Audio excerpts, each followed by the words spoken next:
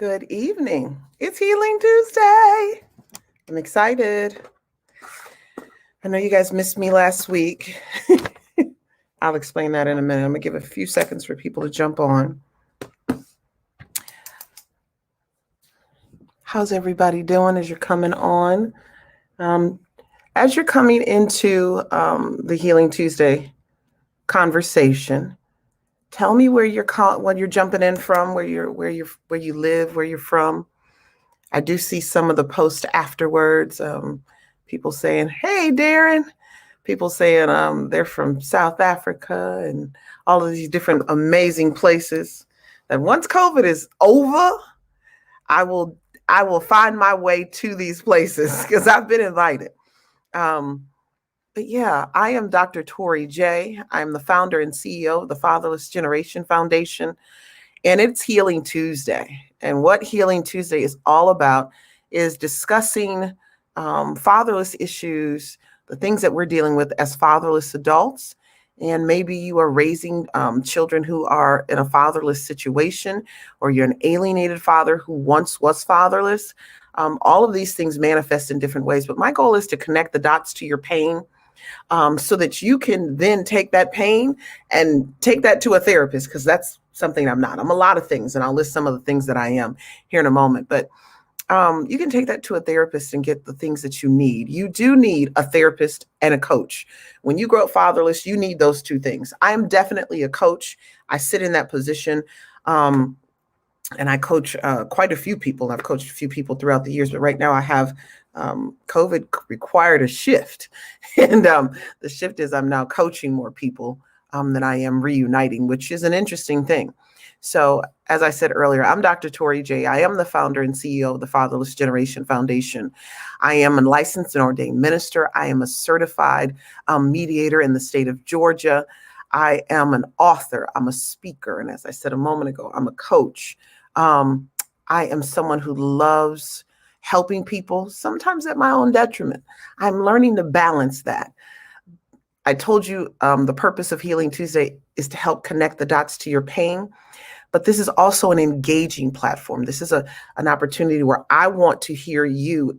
I want you to type it out. I'm sorry, I can't hear you, but I want to read your story. I want to read about your healing and the journey that you've been on. I want to see where you are, and not just see where you are, but you never know who's on here. Everyone who comes onto this platform, whether they're on now or in the replay. So if you join the replay, please type replay in the box. We're all in different parts of our healing journey. And you never know that you may type something in there that's what someone needed to hear. It's what someone needed to read to help them get to the next step or stage of their journey. So be bold and be willing to share. This is an engaging conversation, and I want to help in any way that I possibly can when I do Healing Tuesdays. We started a conversation a little over a week ago, and those who have jumped on here, I see some on here now. I know people watch in shadow. They have told me, so you can't always see the numbers, but jump on here and tell me where you're from. I know where Darren is from. Darren is one of my coaching clients. So tell me where you're from, so we can get this conversation going. But a few weeks ago, we started a conversation on fatherlessness and the trauma that comes with it, right? And I want to read this correctly, so give me a second, because I talk about so much stuff throughout the week. But I want to read the one from a couple weeks ago, because I see the other things. Make sure you guys join us on morning prayers too, Monday morning prayers, because it's a thing. It's a powerful thing. I put on here. Okay. So, hey, Joshua, thanks for Oklahoma. All right. I've been to Oklahoma quite a few times. Many of you I put on here, many of you are having challenges in your day-to-day life, relationships, mental health, and spiritual relationship with God, simply due to unresolved issues in your heart surrounding your father's absence. We went through Atlanta. Okay. Lazala, is that how you say your name? We discussed all of those briefly one night, and I felt led to then go to each one and expound on it. And I know day to day seems like, well, that includes relationships and mental health. Okay, I got it right. Sometimes you see names and you're like, I want to say it right. Well, Lazala, thank you for joining us tonight. I will be back in Atlanta later on in this week because that's still, I didn't want to leave when I was there last week. Then I was like, oh yeah, I got to come back. So let me go. Let me get back to where I need to be. I really recognized in asking myself the question, how does this play out in our day to day? Is it just in the relationships? Is it just in our mental health? Is it just in our spiritual relationship with God? And that answer, got really interesting. I don't know everything, you guys. I know some people think I do, but I don't. And as I was just going through this, trying to answer the question, how does fatherlessness play out in our day-to-day lives? The challenge with that question is, for many of us, it doesn't. Or we don't see that it does, right? I literally struggled to understand how it played out. I began to do some research and kind of Google some things and look into some of the databases. And then I was asking myself, like, I'm struggling to answer my own question. And why am I struggling to answer my own question? Probably because it wasn't as deep as I was trying to go. I overthink things a lot. I want to be bold and be blunt and say the issue of fatherlessness is not and does not always reveal its trauma in our daily lives.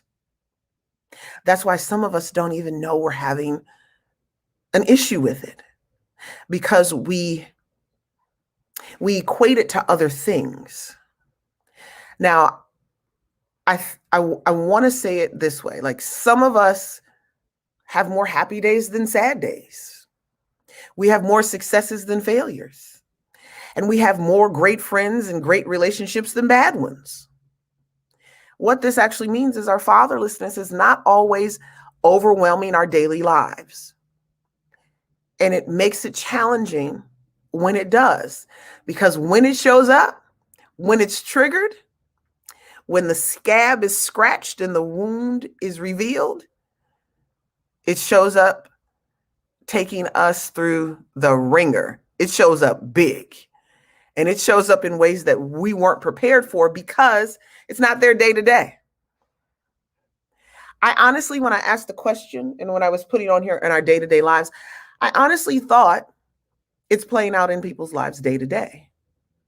But if I really ask that question, and I'm going to ask you, do you see your fatherlessness playing out in your day to day, like moment by moment? I'm a self-examiner.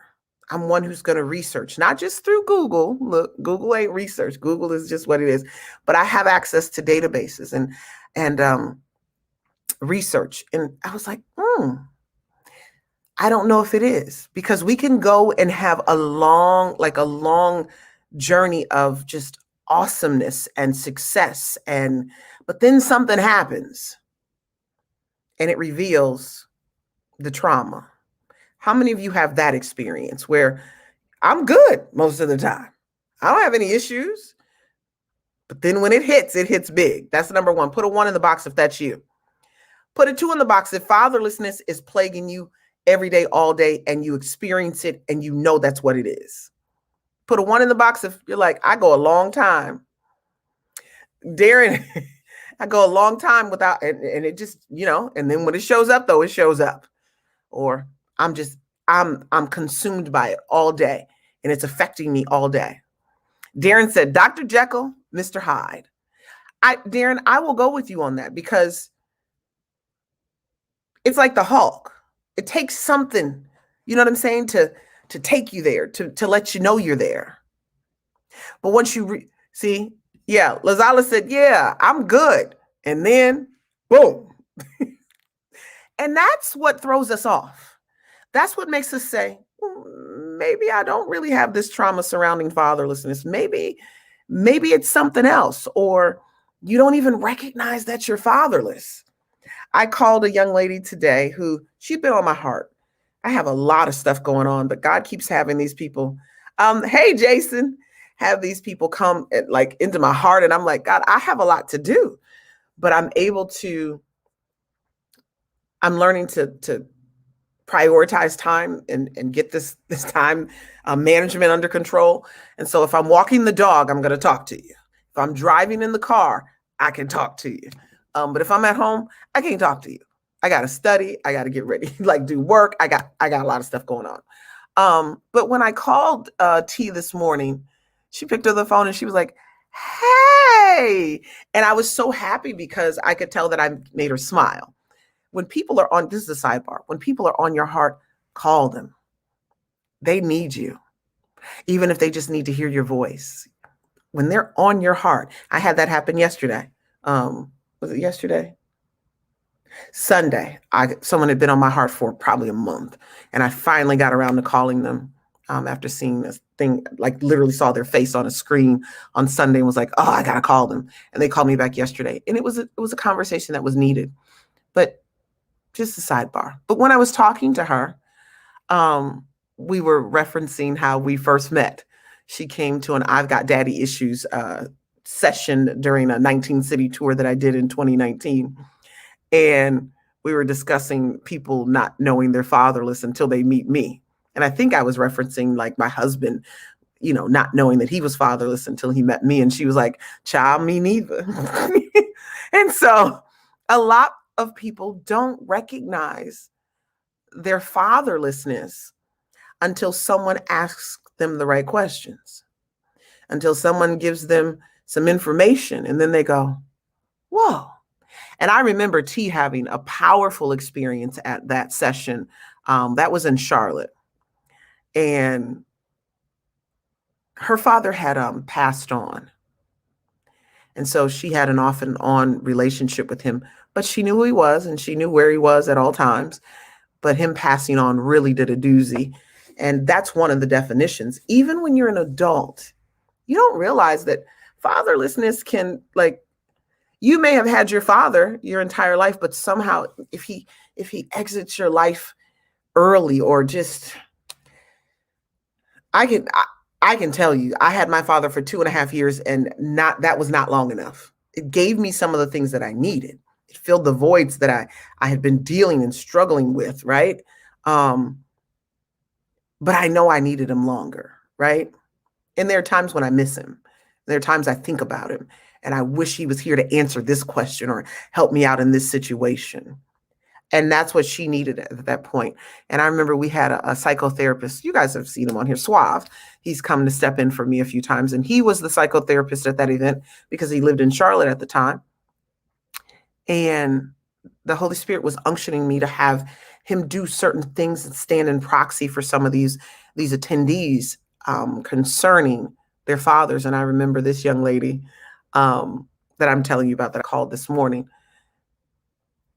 I heard the Holy Spirit say, have him put place his hand on her back and tell her, "I've got your back." And when he did that, her knees buckled. She began to wail in a way, like cry. And it was she made a noise. And that was breakthrough for her. That was breakthrough. And I remember she came, she was dull. She was done up. She had eyelashes. And right after all of that happened, she just took her lashes off and was like, "Oh, forget it."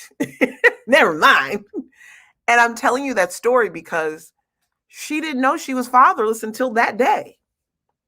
She didn't know she needed to hear a man say and stand in proxy, "Although I'm not here with you, I still got your back. I still got your back." She needed to hear that. And many of you have needed your father's up the street, in the same city, in the same state, still alive, walking this earth, and you need to hear him say that. You need to hear him say he loves you. He loves you. You need to hear him say that. And that's why when things happen, it just totally, like, the bottom falls out and it takes you through a lot. Like Lazela, she said she's won. Like, everything's good. I'm good. I'm growing. I'm prospering. I'm having a good time. I'm happy. I'm not sad. I have great friendships and great relationships. I'm I'm doing great things with work. I have successes, less failures than successes. And then all of a sudden, something happens. But why is something happening? And then once it's happening, what does that look like for us? Because it may not be happening day to day, but I want to tell you that it's present in our bodies day to day. It's present in how we maneuver in some ways, but more than maneuvering, it's here. And that's what I want to talk about. Fatherlessness is a developmental issue. It's cognitive. It's a mindset, you guys. It's why when you're dating and you're dating someone who's fatherless, they think a certain way. I have a lot of individuals, whether male or female, who are dating fatherless individuals, and they grew up in a two-parent home. And they're struggling understanding how do they get that? What are they thinking? I never even considered all of that. And a lot of that has to do with where we don't have the developmental stuff that people get when they have two-parent homes or when their father is truly active. They don't live in the home with you, but they are truly active and they're pouring into your life in the ways that you need them to in order to be the human being that you're supposed to be. Who raises us truly determines who we become. And who we become is in our mind. How we think about our life, ourselves, life in general, our worldview, others. And then this is the other part. Why and what we believe comes from our home, comes from who raises us. You know, have you ever met somebody and you know their grandmama raised them? Especially boys. Boys raised by their grandmothers, they have an old soul about them. Sometimes they dress real old and you're like, it throws you off. How many of you have seen that? Raise your hand. Raise your hand in there if you've seen that. A young man who's been raised by his grandmother and he's got a real old disposition. And you're like, where'd you get that from? Oh, I was raised by my grandmother. Raise your hand if you've seen that. I've seen that. I've seen that a lot. And you're kind of like, oh, okay. Why were you raised by your grandmother? What were some of the things that your grandmother taught you? And they tend to have traditional values. And I like what Darren says here. He's talking about the layers that we have. It's all layers. But if we never peel back those layers, we never know what's going on. And a lot of times we don't.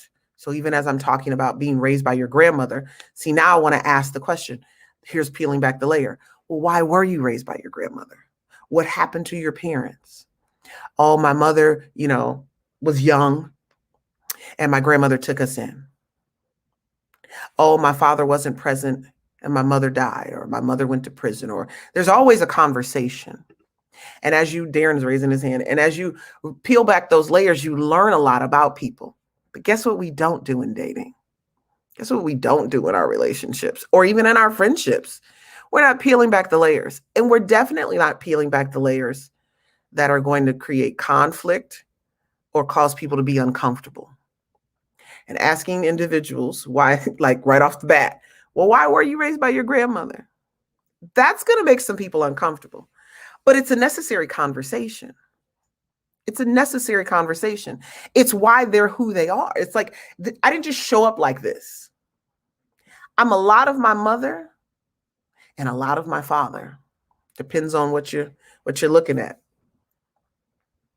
And I know I said it a moment ago. I only had 2.5 years with my father. So you're probably like, well, how do you have a lot of your father? Because some stuff is just in your DNA, boo.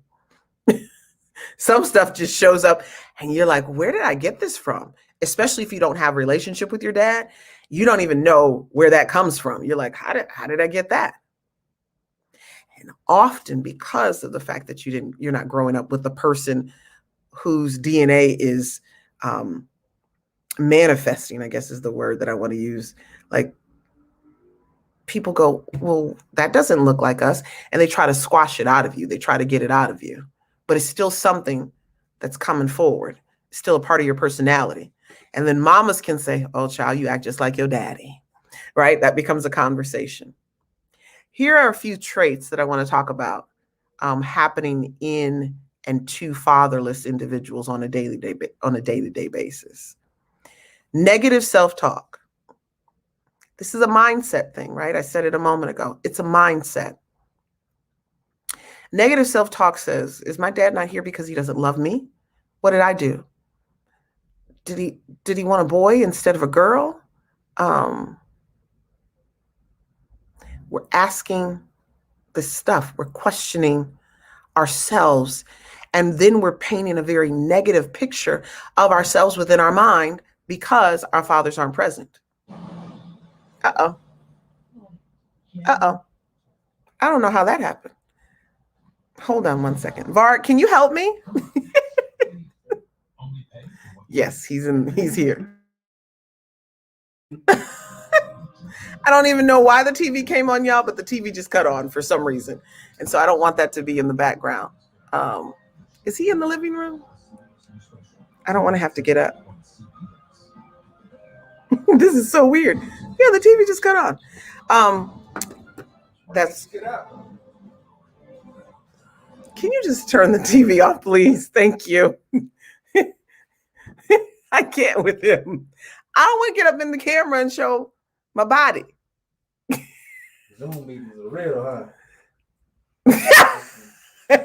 That's not the part. But anyway, so we go back into this. So the negative self-talk is truly an issue for a lot of fatherless individuals. We have this conversation with ourselves that paints us even in a negative light based on the fact that our father wasn't present. I know from the work that I do and from coaching, the main part of my coaching is cognitive behavior. And in doing cognitive behavior and having those conversations with people, I can tell you 99.9% of them, some people don't want to admit their truth until you show it to them. They immediately say, oh my God, I do think negative things about myself. But you don't know that until you start thinking about what you're actually thinking about. So I want to know, how many of you have a lot of negative self-talk? I call it head trash. How many of you have a lot of negative self-talk, especially around your father? How many of you do that? You can just raise your hand.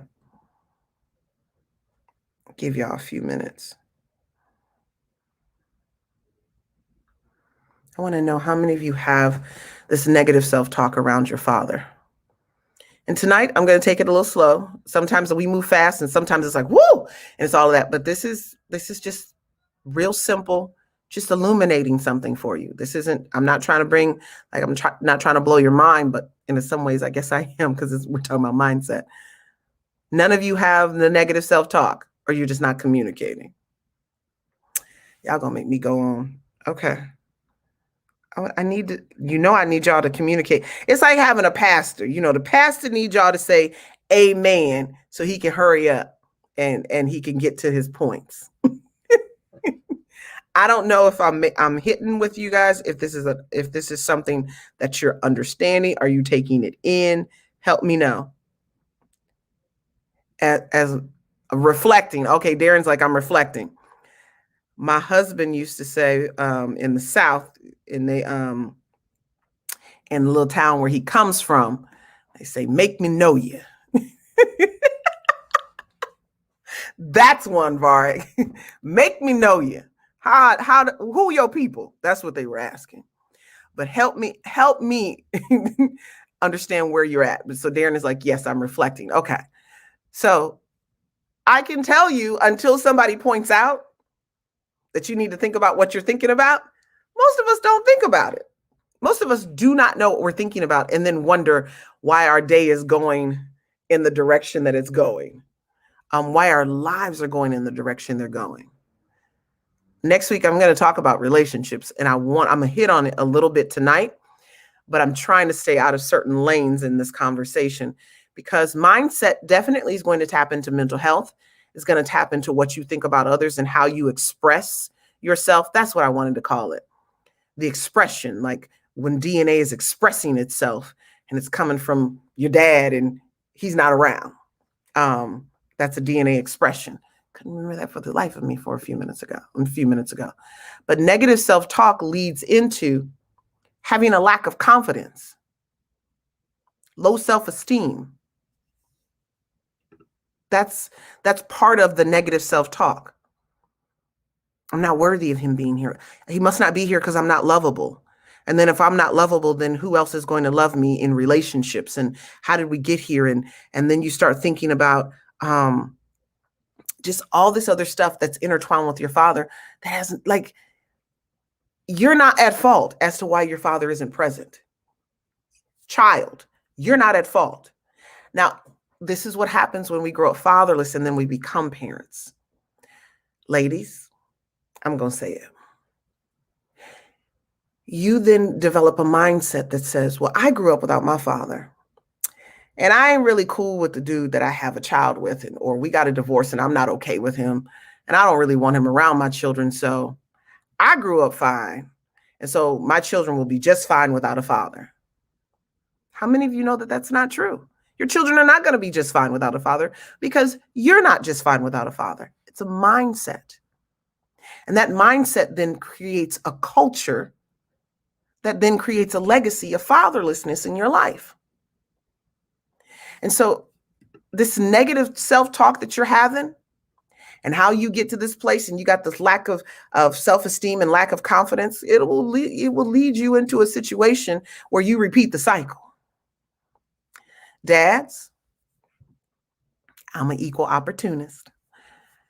I grew up fatherless. I didn't have my father, and I don't know what it's like to be a father. So I'm gonna do the best I can, and it's not really that much. And so she's not really feeling me. So I'm gonna just walk away and I'm gonna come back when they turn 18. When they turn 18, I'll explain it all to them. That's not everybody. But you know how many times I've heard that on a call? And I've had to tell men that's bad. Because by the time they turn 18, the damage of your absence has been done. And you've already repeated the cycle. Yes, Joy. No, Joy said, known as a generational curse. Yep. Generational patterns. Yep. We're going to get into the spiritual. See, Joy, I'm trying to keep my conversation in a certain place because I utilized all of them last, and I spoke about them all last week, but I need to save all of my content for when I'm talking about these things specifically. But not to say, no disrespect that you're saying that. I appreciate you saying that because that's exactly what it is. It is a mindset that then becomes a pattern within a family that creates a culture that then creates a curse. Did you get that? It's a mindset that creates a pattern, that creates a culture in a family, personalities in a family that then creates a curse. I know we think of curses in different ways, but a curse shows up just like ain't nothing. Remember Color Purple, Sealy? Ain't nothing good gonna happen to you till you do right by me kind of thing. Nothing good happens in the family consistently. There's a lot of stuff going on. There's a lot of stuff happening, negative things happening in the lives of the family. And so much of it, I mean, when I think about fatherlessness, because I'm writing a paper for a class right now, and I'm thinking about fatherlessness, and we're so intertwined and intertangled into this thing, we have no idea where it got started. And I'm talking about within our families. Like, it's so, for some of you, it's been so long, you have no idea where it got started. I am first generation fatherlessness in my family. My mother grew up with two parents. My father grew up with both of his parents, although his mother died when he was a toddler. And so he was raised by his father, and then his father remarried. And so I'm first generation fatherless, you guys. And let me say this, I didn't think about this till the other day. Having a conversation, and we were looking at all the different fatherlessness, generations of fatherlessness within the lives of the people that I was talking with. And I was like, that's funny, because my mother wasn't fatherless. My mother grew up in a two-parent household, dysfunctional, but a two-parent household. And guess why it became dysfunctional? because my grandmother was fatherless, but my grandfather had a 2-parent home. See, when you start marrying people who have these issues, or you're the one with the issue and you're in the marriage and the relationship and you're bringing all of this stuff to the table and you haven't healed it, you are going to create trauma in your own family. And I can tell you, my grandmother's trauma caused my mother to do some things that she would have never done if my grandmother didn't have that trauma. And y'all go back and watch that video, my single mom's single mom's journey, I think is what I called it. My single mom's journey is what I called it. I'm sorry. I'm trying to remember the name of it. Where my mother revealed how she ended up pregnant in the first place. And you know what? It was her mother never told her that she loved her. She never said that about her father. Her mother never told her that she loved her. And because her mother never told her that she loved her, for some reason, that meant more. That motherless, fatherless dynamic, I can't tell you which one is worse. I think motherless is, to be honest with you. And when you have a mother like my grandmother, it can be very challenging. And it creates generational curses. What generation are you? How far is this into your family legacy? And what are you going to do about it? I've decided to not only do something about it in my life, but do something about it in the lives of others. I haven't done reunifications this year. We've recently started taking clients, but as of last year, 2020 was something different, you guys, as y'all know. And 2020 put me in a position where I had to shift the business in order to save the business, and shifting it meaning coaching. I did a little bit of coaching. I did more speaking things. I wrote a few articles. Like, there were some things I had to do to save this business so that we could still be around, because a lot of businesses, as you know, went under, and it would have been very easy to go under. We closed all the offices, cut off all the overhead, created my lovely workspace. Y'all can't see it here, but it's a beautiful L-shaped desk, and it's a great workspace. And I buckled down and rode this wave. But I can tell you, in the midst of getting ready and feeling the next phase coming, we did an audit. And in doing that audit, that's where I learned the person that I had hired a while ago to count how many fatherless children we had reunited. They started out wrong. And I remember the article that Gracie Staples wrote for us in the AJC. And she said, you should count how many fathers you've reunited. So that was why I did the audit in the first place. She said it January of 2020 when she wrote the article. And I was like, that's a good idea. But I hadn't gotten around to it until November, when I asked the person to do the audit. And when they began to do the audit and count and look at the ages and all the demographics, they were like, actually, the numbers that you have for fatherless children are actually the fathers. And the fatherless children, you're past 8,000 in my numbers right now. And I was like, what? That to me was insane, because I thought I was doing an amazing job at 3,000. But to then look up and say 8,627, I think it is, or 8,267 had been reunited with their children. 8,267 fatherless children had been reunited with 3,000, I think it was 3,310 or 12 fathers or something like that. I was blown away. So I'm not sitting on here telling you something that I don't know, that I haven't lived for the last 12 years. I've lived this. I've become entrenched in it. I'm encompassed by it at all times of the day. I can go to the movies and see it. I can spot low self-esteem and lack of confidence. I can spot a fatherless child a mile away. And if I start talking to you and you still tell me you're not fatherless, I promise by the time we in the conversation, you'll say, oh my God, I didn't know that. I didn't realize. And I'm not trying to cause trauma in your life. But if you don't know the trauma you're dealing with, how can you heal it? I believe that's the part that God has gifted me to do. You have things happening in your life and you don't know why they're happening. And it equates back to your fatherlessness, because it's not happening every day. I'm successful. I have degrees. I have this. I have that. I have a home. Yeah. But there was a conversation I had with some of my men last night, was it? Yeah. Where people hide behind religion. They hide and they utilize religion as a way to hide from their trauma and not be exposed. That's what some of you have done. You're hiding behind religion, independence, success, overachievement.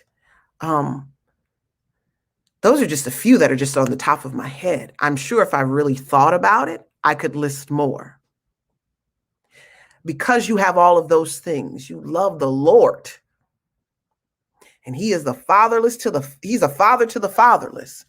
And so that keeps you from reuniting with your father. That's not real because he gave you an earthly father. And if he gave you one, because I'm going to tell you, can we do just a little, I won't go real deep. When the Bible is talking about a father to the fatherless, it's really talking about an orphan. It's not even talking about you. If your dad is alive, he's not even talking about you. We're using scripture out of context to cover up our wounds and to hide from our trauma. Although trauma is expressing itself and spilling out all over the place, and people who are woke can see your trauma. You can't see it because you've been suppressing it so long. Darren said, scared of the divine attribute of truth. Absolutely. And then Jason says, got to get real with it. You have to get real with this fatherless trauma like you see in a WWE fight, like you see in an MMA, I think it's a fight, or UFC fight. You've got to put this thing in a headlock, kick it in the face, punch it in the gut. You can't walk away from it because what will it do when you walk away from it? It's going to take you down. It's your turn to wrestle with what's really been wrestling with you, and you just haven't been aware of it. I want to give you number 3 trait that is happening in your day-to-day.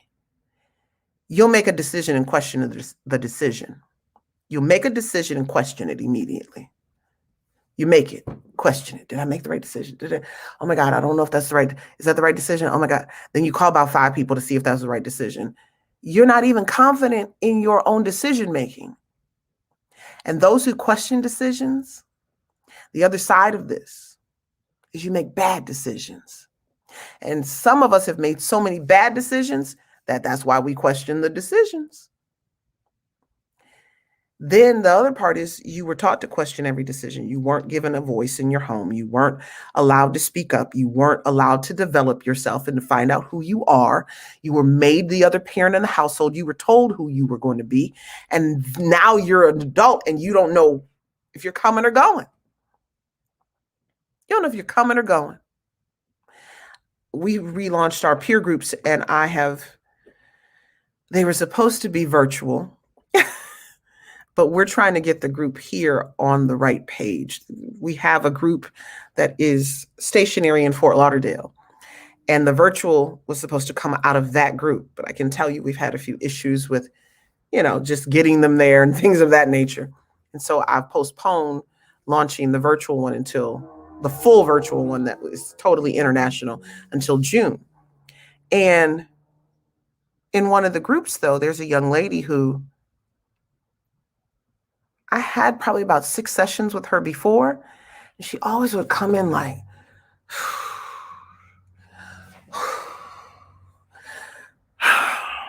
so I'd be like, what's the problem? Like, what's the problem this week?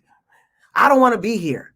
I'm always made to do this and do that. And and so I was just like, I didn't get it then.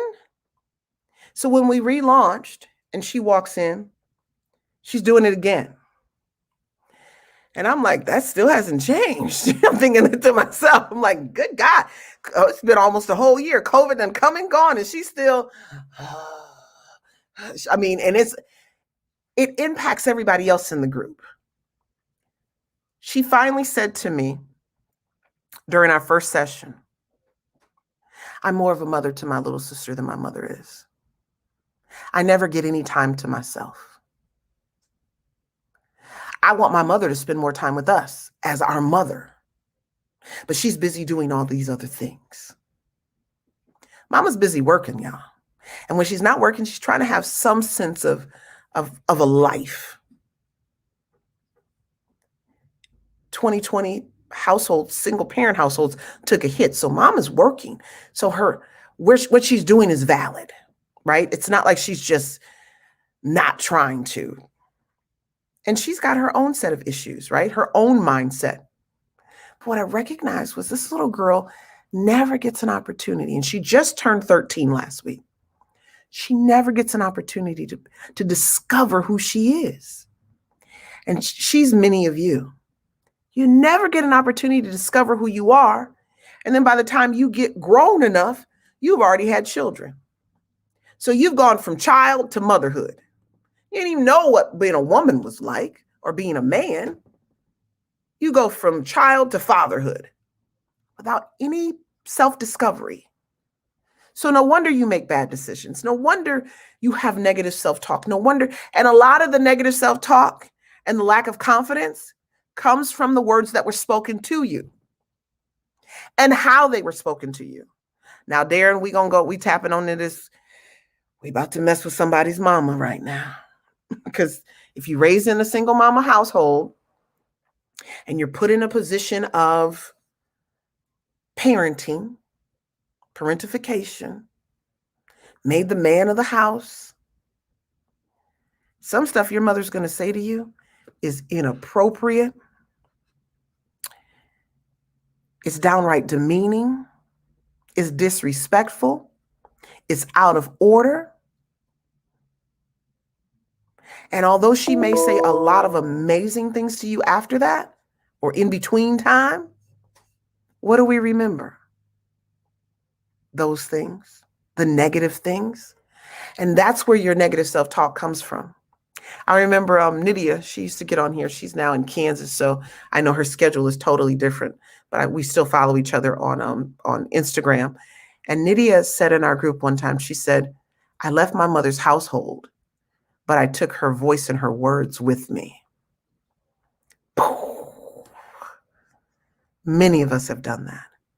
And that's the stuff that's creating the traits of lack of confidence, low self-esteem, negative self-talk, questioning your decisions, making bad decisions.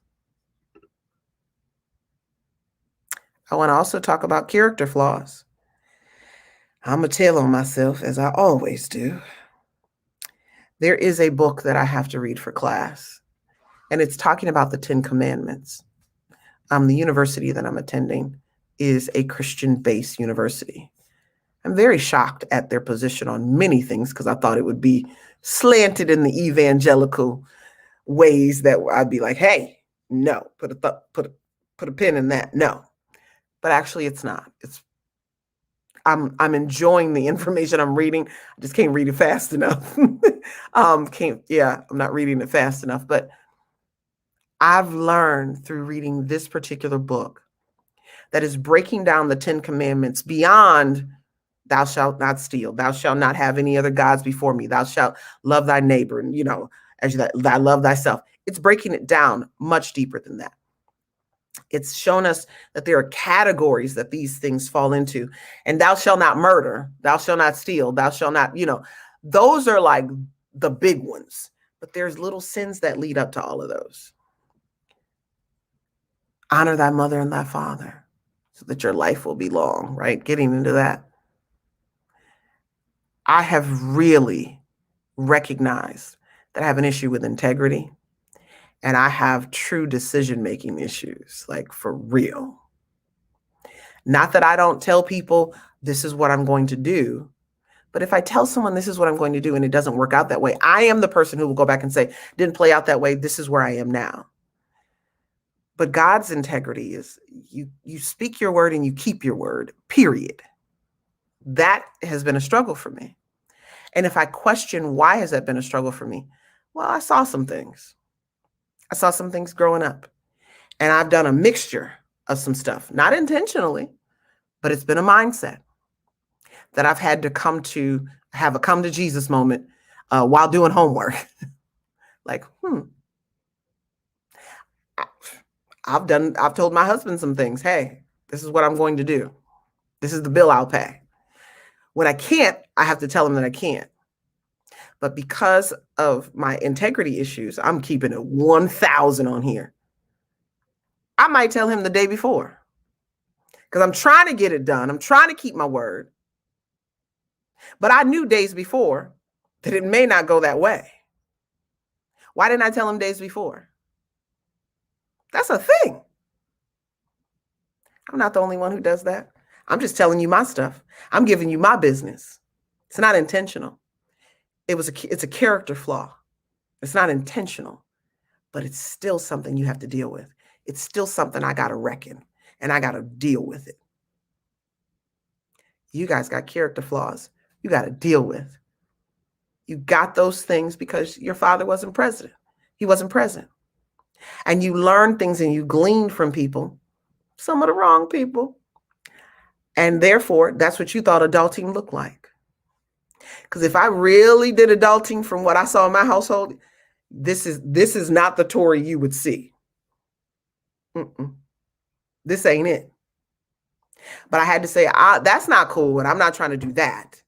But I did glean some negative things and some bad things that I've now carried into my life and carried into my adult life for like 27 years now, because I'm gonna say 26, so 21. I left home at 20, going to college. So yeah, I'm gonna be like, because how many of you know I lived at home for the first couple of years of college.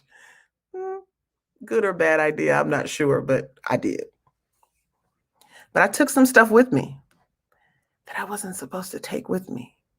And it's been following me. And I've actually been utilizing it for 26 years. And read a book and was like, uh-oh. I was crying, repenting, reading this book 3 o'clock this morning. God, I'm so sorry. You don't know until you know. You don't know until you know. I said it earlier. Fatherlessness is a developmental issue. It's cognitive. It's a mindset. We learn what parenting is supposed to look like in our single parent households. Y'all realize that, right? So no wonder you became a single mother. No wonder you're an alienated father. I have people in my life who are in the midst of divorce or in the midst of having troubles in their relationships. And I can tell you right now, several of them, these are men, are like, oh my God, I married my mother. And now that I'm looking at my wife and my soon-to-be ex-wife or the girl I'm dating and my mother, and I'm realizing my mother is bipolar. I'm realizing my mother is cuckoo for Cocoa Puffs. No wonder she never said she didn't like this person, because they were just like her. That's a whole conversation that I've had with someone. I've had the conversation of, I married my mother with other people. What do you say to that? It's not throwing mamas under the bus. It's just admitting that our parents are human. And mama, when you want your children to think that you're supernatural and divine and superhuman, you are setting them up for failure. And you're creating a day-to-day issue with their fatherlessness. When they can't see you as a woman and a person, a human, you're a deity, we got a whole other set of issues that we've got to deal with. So how your fatherless trauma is playing out in your day-to-day life, it's impacting your mindset and how you think about yourself, how you think about others. Some of you are judgmental as all get out. Some of you men gossip more than women because you picked it up at your mama's house and your grandmama's house. Some of you are super effeminate and you're processing as a woman, and it's crazy. I had someone say to me, oh no, this was a meme. Oh, this was a post that someone put, and I put it on my personal page, and I'm gonna read it to you. Too many men are women in the relationship. I'm gonna show it to you so you don't even think it's me, because I promise you I didn't say it. But clearly it's happening. Where is it? Can you see that? Oh, it jumped too fast. That's a real thing. I said, because you raised by your mama.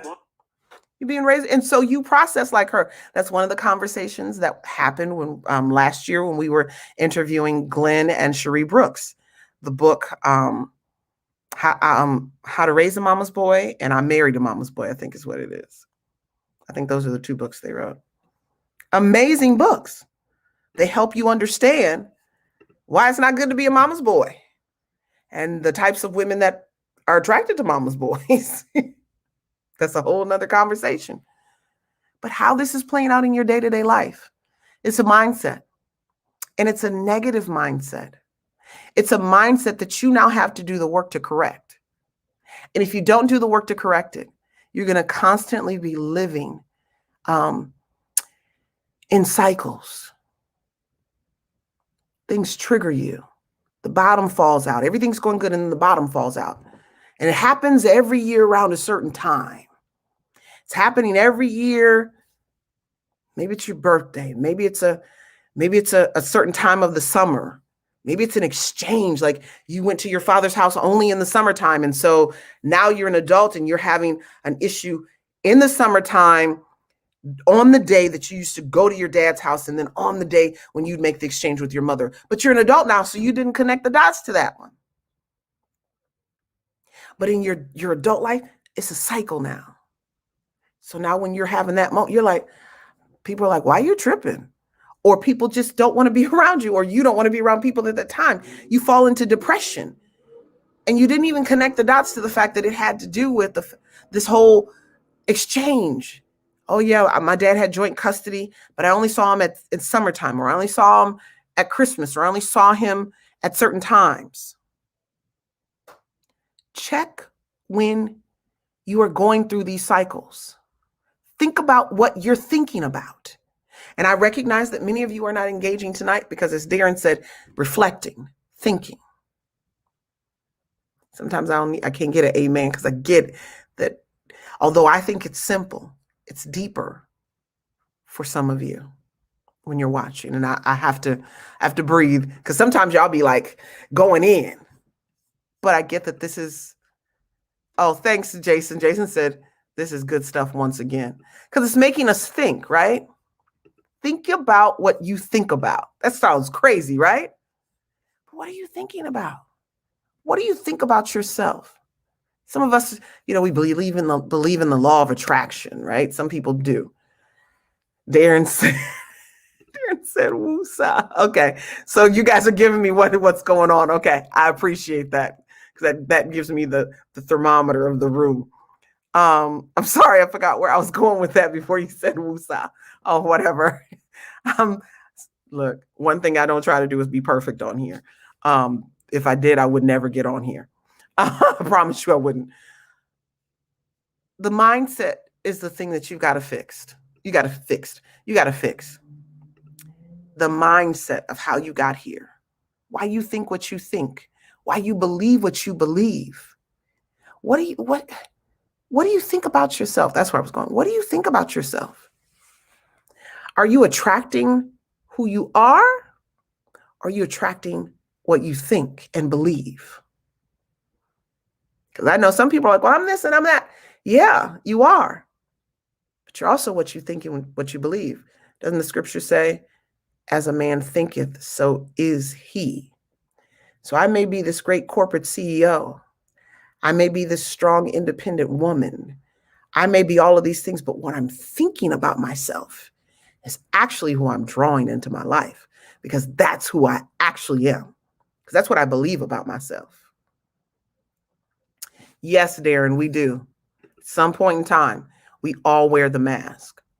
The more you can take the mask off and eventually show who you are and be who you are, you'll realize it gets a little lonely because a lot of people just like to be fake. Fake it till you make it, child. That's not just with money. That's just with people, personalities, and all types of stuff. That's where people are. They will fake it. They will fake that they're healed and they have no trauma. They will fake that everything's good in their lives and they got 3 baby daddies and, and 4 children and everything's great. And that's not to disparage anyone who's in that situation. I have close friends who have those situations. Love them dearly. My best friend Can't get her on here now, but I will get her on here at some point. My best friend, she has that situation. Doesn't make her a bad person. But you know what I love about my best friend? She can own it.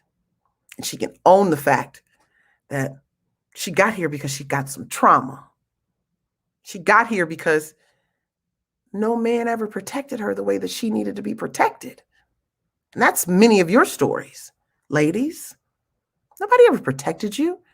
Nobody ever told you that they've got your back. Men, nobody ever told you you've got what it takes and you're man enough to do this. And so what do? You run from it, you hide from it, you suppress it, you downplay it. And then your mind is storing all of that. And your mind knows the truth. That's why they tell you to own your truth, because your mind knows what's true. You can lie all day. You can fake it till you make it all day. But your mind knows the truth. It does. That's why we have different behavioral issues, because our mind knows the truth and we're acting out and we're expressing. And some of this stuff is showing up in a different kind of way and you're trying to figure out what it is. I heard someone say on Instagram, and it was some therapists, and they were fighting with people and they kept doing these posts. I had to get off of TikTok, not Instagram, off of TikTok. Whew, it'll wear you out all day, because people who don't agree with you will just keep posting and videos and tagging you and doing duets. And I have no time to be coming for people all day. I just don't. When they come for me, I don't have time. And so there was these guys who were talking about medication doesn't heal the trauma or the chemical imbalance. It's going to a therapist and working through those things that will eventually heal that. It's not the medication. The medication, they were saying, is to stabilize you until you get that healing. I was like, more people need to know that. And a lot of people were trying to say, no, that's not true.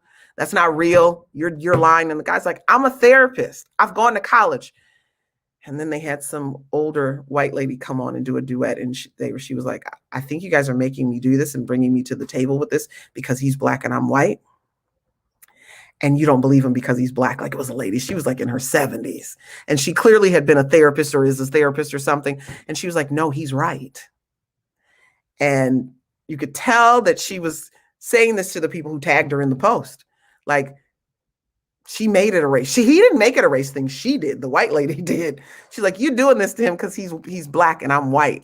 And you brought me into this. But he's telling you the truth. The depression medication you're on is just to stabilize you and balance you until you go to the therapist and get the healing you need and talk it out. And eventually you let the therapist or the psychiatrist wean you off of that medication as healing is taking place. Because once again, your mind knows the truth. You can't play tricks on your mind, boo. Your mind will trick you and you will end up in a situation where you need some medication until you get your healing. See, Tina said, amen. See, Tina's agreeing. She's like, yes. It's the medication is not the cure-all. It's the healing through the therapist that is. You need a therapist? Let me know. I will do my best to find one for you in your area. I've been able to find a few people to therapists because some of y'all live in some rural places. And I've opened my mouth and put my foot in my mouth and I'm like, uh-oh. And we have some new board members coming on and they're therapists. So you will have more access to them in the men's room and outside of the men's room now that they're coming on board. So not that you're going to just utilize them for free. That's not the thing. They have a practice and they need to be paid, but they will be offering some conversations that will allow you to get some of the tools and the things that you need. But it's 10:02. And I think I've said enough about this particular one. Next week, we're going to deal with relationships. We're going to deal with relationships next Tuesday. And we're going to have the conversation of how your fatherless trauma is impacting your relationships and what that looks like in detail. Some of you know, and some of you don't know. So I'm going to get off of here. I'm glad I was allowing you to think about what you're thinking about and to woosah and to just really start thinking about where you are in your mind so that you can change your mindset and heal the trauma that you've experienced from this journey, so that it's not taking you by surprise on um, these cyclical moments, and creating what Joy said, these generational traumas that last, for generation to generation, and it creates a legacy within your family, creates a culture. We are the fatherless generation, but we also are the ones who break the curse. I'm not here for you to keep this relationship up with fatherlessness. I'm here to allow you to break the curse, whether that's through reunification, healing of the trauma. Yeah, I got a list of things. I got a list of things as why I do it, but I just need you to know I'm gonna give you those two right now. It's whether reunification or just simply healing your trauma. That's where we're at. So I'm Dr. Tori J. I love you guys. Thank you for coming on. And those who are watching in the shadows, I appreciate you too. I know a few of you because you've told me who you are. And I will see you guys next week. Keep us lifted up in prayer. There's challenges happening as always. And then I finally get my relief on Friday. I will be having my procedure that I've told you guys about, because you guys know that there was a season where I could not be on here. I was in a lot of pain. I'm having a little bit of pain. They clearly know they're about to go. But I have fibroids, and this week I am going to do a procedure that will destroy them. That's the word I read tonight, and I was very happy to read that word on the page. It's going to destroy them. I'm not having them removed in the normal process. This is a new process, and I'm excited to journey, to take this journey. And Friday, I set out, this goes into this will preach in different areas, but I'm excited to find out what my life is going to be like without this pain, because you don't know how much pain you're in until you're no longer in that pain. That'll preach across many platforms. So I'm going to get off of here. You guys have a great night, and I will talk to you Thursday. All right. Have a good one. Bye-bye.